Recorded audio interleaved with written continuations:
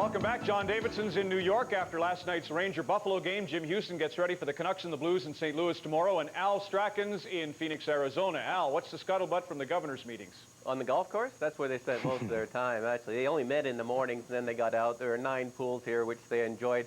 Basically, though, what they're going to do with the expansion is listen to the applicants on January the 13th and 14th in New York, and then decide where to go from there. Essentially, it was an informational meeting. All they did was say, here's all the things that can happen. We're going to hear these guys, think about it, and then decide. They've not decided to expand.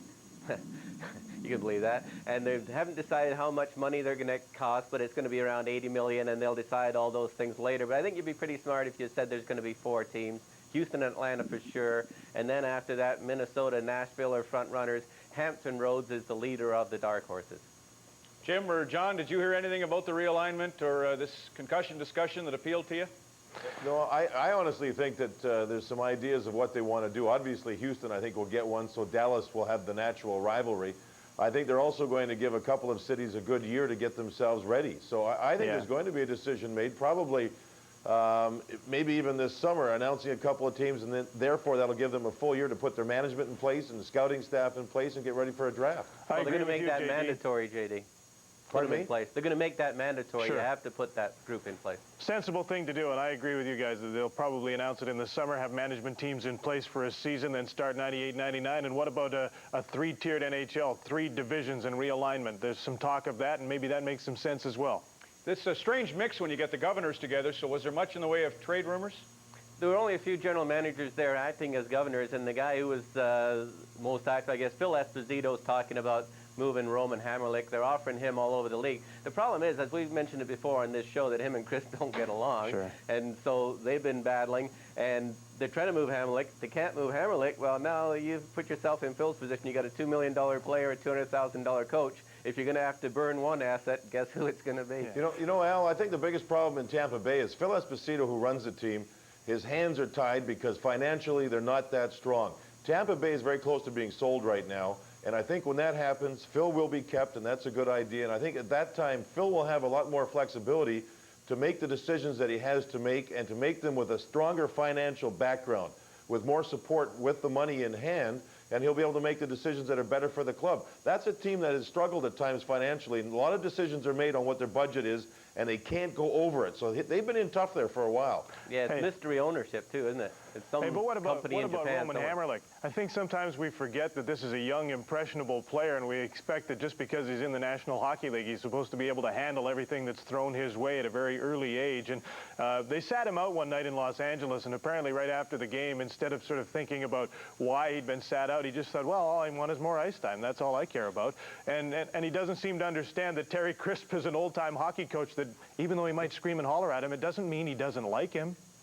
Yeah, but the big problem was in the playoffs. When he wouldn't play last year in Philadelphia, said he had the flu. That was what really was the crunch. Yeah. You're not playing when you got the flu and that, you know. They should try and patch it up. He's a good player. Take a quick break here. Both men will take their licks. We'll see who has the hammer. Come back with some discussion about Nagano when we come back in a moment. After 40 minutes, brought to you by Chrysler Canada and its local dealers. John Davidson, let's look ahead to the Olympics. Lou Lamoriello's the man for Team USA. Any surprise? Well, no, not at all. Not after what happened with the World Cup with Team USA winning it. Lou was running the club there. He'll make all the decisions now as to what their team's going to be composed of. You know, Ronnie, with the Olympics about a year away, there's a group going over to Japan this next week, and they're going to try to figure out exactly what the Japanese have delivered after what the Japanese had promised. From what I hear, the lodging and the transportation is not up to par from what the National Hockey League people want and the Players Association want to have put in place. Now, I've also heard that for Team Canada, for the Olympics, what's going to happen is there's an advisory board that's going to be put together. They, in turn, will be together in picking the general manager. The general manager for Team Canada, from what I understand, will not have as much power as what the general managers had in the past when you talk about the Canada Cup teams and such. The most important choice from what this advisory board is talking about is the picking of a coach. The coach is obviously the key man in a short tournament like this to see if Canada or whomever can win or not. So the decision then will be made as a board, as a group. I don't know what you guys think of it, but I find it very interesting, and you think of some young coaches available. Yeah. How about people like Mark? Before. Well, what about people like Mark Crawford and Doug McLean down in Florida? I think there's some good young coaches available, certainly. Well, they can decide that down the road. I mean, the life of a coach in the National Hockey League is such that those people may be in disgrace a year and a half from now. But the thing is, this committee concept does not work. They tried it in other Canada Cups, and they ended up with one guy taking control. Why don't they bring in somebody right now? The Americans are ahead of us in this, for Pete's sake. They've got Lamorello in place. They won. Why don't we say this guy's the general manager? My pick right now would be Serge Savard, a guy who is not in hockey, but who has been in hockey, a guy who has both French and English. He can get both guys, and that's often a problem. You know, that comes up in these things. A guy who has the respect of people in the National Hockey League. You can't bring in somebody from Hockey Canada or something, because then the NHL people say, and a guy who is available. And I don't know if Serge would do it or not. I haven't asked him, but I think he'd be a good choice. You know, not a bad suggestion. But I don't think the committee idea works anymore, simply because you get too many guys in there, and it is true that too many cooks spoil the broth sometimes, and there's too many political agendas when you get too many people in there wanting different people in. Give somebody complete power and autonomy to do it. Somebody like Savard, somebody like Glenn Sather, just say, go ahead and do it, and let him get at it. Yeah, you know, a couple of things.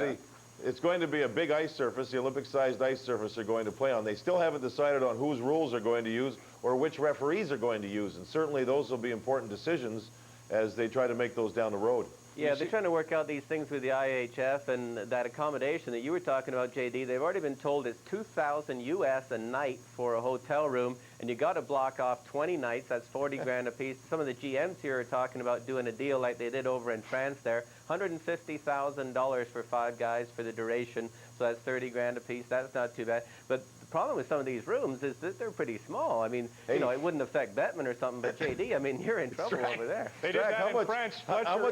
Fletcher and Sinden got going, and Sather went to bed, said, I can't take it anymore. How much of the suites? I'm wondering about Grapes. He's going to have a suite over there, isn't he? Yes, he absolutely will. Okay, listen, by the way, with respect to the Serge Savard, what about Pat Burns for coach? We're almost out of time. D-Day for the goaltenders tomorrow. What are you hearing, Jim? You first. I'll tell you what, there's an awful lot of goaltenders that have been messed up over the past couple of weeks trying to break in new pads, and I know they had a little forewarning that this was coming, but my problem with this whole thing is if they're going to measure after games, the crime has to fit the punishment. Now, if a player with an illegal stick scores 2 goals, then he gets his stick measured, he gets tossed out for 2 minutes, his team might give up a goal. He could come back and score his 3rd goal of the night, get the game winner, and his team could still win the game. Goaltender has his pads measured, they're illegal after the game, he might lose $25,000, his team loses him for a game, they might give up 6 goals and lose the game. Is that fair? Is an illegal pad that much more of an advantage for a goaltender than an illegal stick is for a player? I just don't think the punishment is right. They got to do it before the games. Jimmy, I think they're going to. I think they're going to do it before the game. John, what did you say first, Al? I said they won't be suspending anybody. There's the deal worked out under the table that they won't suspend anybody. The suspension's in place. What deal? Well, they're going to measure them before. They're sending out videotapes. They're going to make sure that nobody goes onto the ice with illegal pads.